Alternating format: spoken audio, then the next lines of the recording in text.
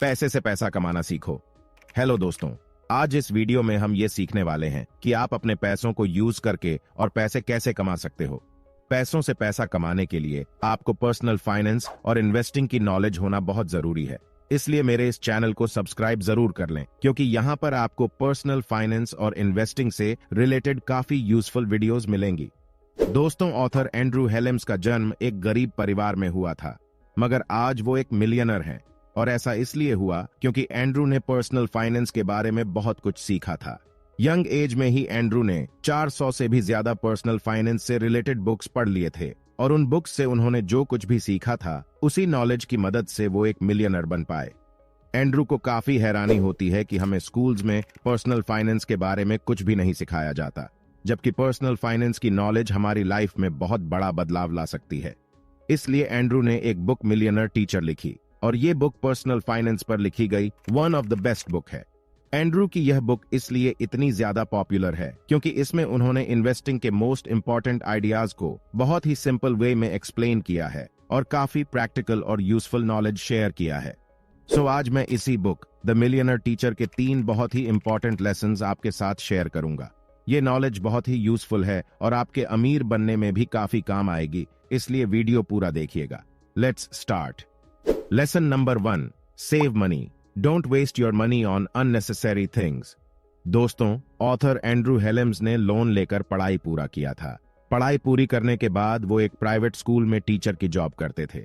इस जॉब के दौरान उनका मेन फोकस था जितनी जल्दी हो सके उतनी जल्दी अपना लोन चुकाना।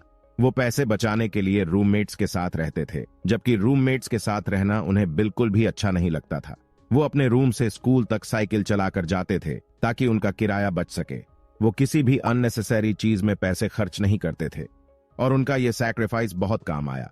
वो अपनी एवरेज सैलरी का लगभग 70% हिस्सा सेव कर पाने में कामयाब रहे और 1 साल में ही अपना पूरा लोन चुका दिया।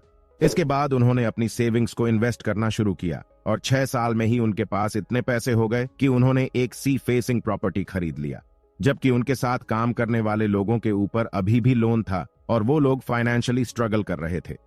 एंड्रू कहते हैं कि अगर आपने अपना वेल्थ बिल्ड करना शुरू किया है तो शुरुआत में आपको अननेसेसरी चीजों पर पैसे खर्च नहीं करने चाहिए।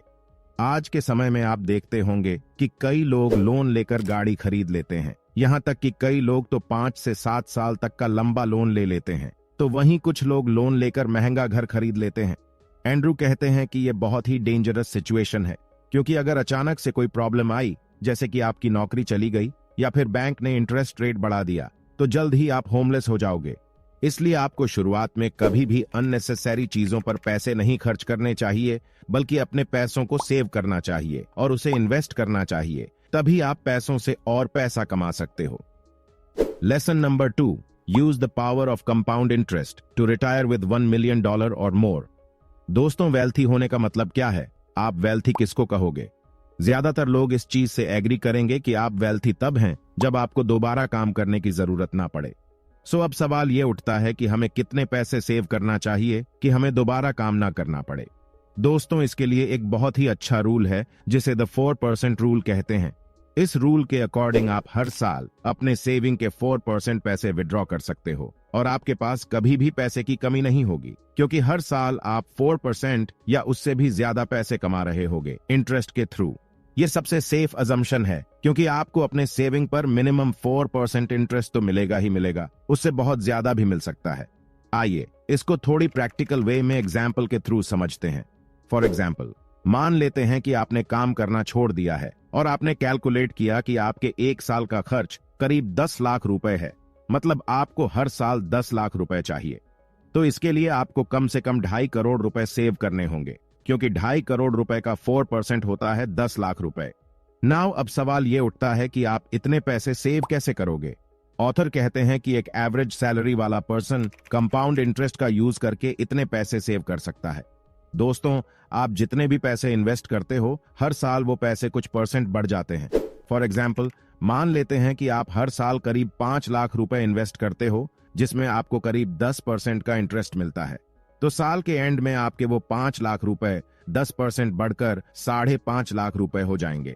अब यहाँ पर एक इंटरेस्टिंग पॉइंट आता है। आपके दूसरे साल में आपको उन 5.5 लाख पर 10% इंटरेस्ट मिलेगा, और आपके पहले साल में इन्वेस्ट किए हुए 5 लाख रुपए दूसरे साल के एंड तक 6,05,000 बन जाएंगे। मतलब अब आपके इंटरेस्ट पर भी आपको इंटरेस्ट मिल रहा है। इसी को कहते हैं कंपाउंड इंटरेस्ट। आपको ये डिफरेंस बड़ा नहीं लग रहा हो, मगर आने वाले कुछ सालों में आपकी सेविंग कंपाउंड इंटरेस्ट की मदद से बहुत ज्यादा बढ़ जाएगी। इसलिए आपको यंग एज में ही इन्वेस्टिंग स्टार्ट कर देनी चाहिए। ऑथर कहते हैं कि अगर आप 20 की एज से ही हर महीने अपने सेविंग्स को इन्वेस्ट करना शुरू कर दो तो आप कंपाउंड इंटरेस्ट की मदद से 30 या ज्यादा से ज्यादा 40 साल की एज तक आते आते मिलियनर बन जाओगे। Lesson number 3, invest in stock index funds, not actively managed mutual funds. Author Andrew Hallam's के अकॉर्डिंग इन्वेस्टिंग की सबसे बेस्ट स्ट्रैटेजी है स्टॉक मार्केट इंडेक्स फंड में इन्वेस्ट करना। अब आपके मन में सवाल आ रहा होगा कि स्टॉक मार्केट में ही क्यों इन्वेस्ट करना चाहिए। दोस्तों, स्टॉक मार्केट समय के साथ साथ ग्रो करता ही है, तो अगर आप अपने पैसों को स्टॉक्स में कन्वर्ट कर लेते हो तो आपके पैसे भी ग्रो होते रहेंगे। लोग 2 तरह से स्टॉक मार्केट में इन्वेस्ट करते हैं। First, actively managed mutual funds, second, index funds. आइए इन दोनों फंड्स के बारे में थोड़ी डिटेल में जानते हैं। First, actively managed mutual fund. दोस्तों, एक्टिवली मैनेज म्यूचुअल फंड एक कलेक्शन होता है कई स्टॉक्स का। इसमें एक फंड मैनेजर होता है जो खुद को एक्सपर्ट बताता है और आपके लिए ऐसे स्टॉक्स चूज करता है जिनकी वैल्यू आने वाले समय में बढ़ सकती है। सुनने में म्यूचुअल फंड्स की थ्योरी काफी अच्छी लगती है क्योंकि एक एक्सपर्ट आपके लिए बेस्ट स्टॉक्स चूज करता है, मगर म्यूचुअल फंड्स के काफी डाउनसाइड्स भी हैं जिनके बारे में हम अभी आगे बात करेंगे। Second, index funds. दोस्तों, इंडेक्स फंड भी स्टॉक्स का एक कलेक्शन ही होता है, मगर इसमें कोई भी आपके लिए बेस्ट स्टॉक्स चूज नहीं करता, बल्कि एक इंडेक्स फंड आपके पैसे को मार्केट के हर स्टॉक्स में इक्वली इन्वेस्ट कर देता है। फॉर एग्जाम्पल, निफ्टी 50 एक इंडेक्स फंड है जिसमें इंडिया की टॉप 50 कंपनीज हैं। तो अगर आप निफ्टी 50 इंडेक्स फंड में इन्वेस्ट करते हो तो ये इंडेक्स फंड आपके पैसों को उन टॉप 50 कंपनीज में इक्वली इन्वेस्ट कर देगा। इसका मतलब है कि उन 50 कंपनीज के थोड़े थोड़े शेयर्स आपके हो गए। इंडेक्स फंड म्यूचुअल फंड से काफी बेहतर होते हैं। दोस्तों, स्टॉक मार्केट शॉर्ट टर्म में ऊपर नीचे होता रहता है, मगर लॉन्ग टर्म में स्टॉक मार्केट ऊपर ही जाता है। तो अगर आप इंडेक्स फंड में इन्वेस्ट करते हो, मतलब आप पूरे मार्केट में इन्वेस्ट कर रहे हो और मार्केट लॉन्ग टर्म में ऊपर ही जाएगा, तो आपके पैसे भी ग्रो करेंगे। जबकि म्यूचुअल फंड एक कलेक्शन होता है कुछ चुनिंदा स्टॉक्स का। कौन से इंडिविजुअल स्टॉक्स ग्रो करेंगे ये प्रेडिक्ट कर पाना बहुत ही मुश्किल है, इसलिए म्यूचुअल फंड रिस्की होता है, जबकि इंडेक्स फंड में रिस्क बहुत कम होता है। इंडेक्स फंड में इन्वेस्ट करने की फीस भी बहुत कम होती है, 0.5% से भी कम, जबकि म्यूचुअल फंड की फीस ज्यादा होती है। दोस्तों, वॉरेन बफेट दुनिया के सबसे अमीर लोगों में से एक हैं और दुनिया के नंबर 1 इन्वेस्टर हैं। उनसे जब किसी ने यह सवाल किया कि उनके जाने के बाद उनकी फैमिली उनके पैसों को कैसे मैनेज करेगी, तो वॉरेन बफेट ने जवाब दिया कि वो उनकी विरासत का 90% हिस्सा इंडेक्स फंड में इन्वेस्ट करेंगे। सो दुनिया के नंबर 1 इन्वेस्टर के अकॉर्डिंग भी इंडेक्स फंड सबसे सही है।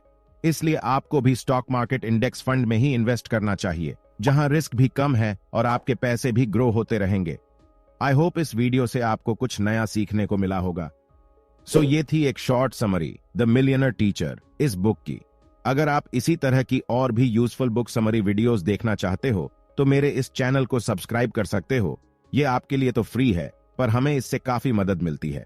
वीडियो अच्छी लगी हो तो लाइक कर दो, एंड कुछ पूछना चाहते हो तो कमेंट करके पूछ सकते हो, मैं रिप्लाई जरूर दूंगा। मिलते हैं अपनी अगली वीडियो में, तब तक के लिए बाय।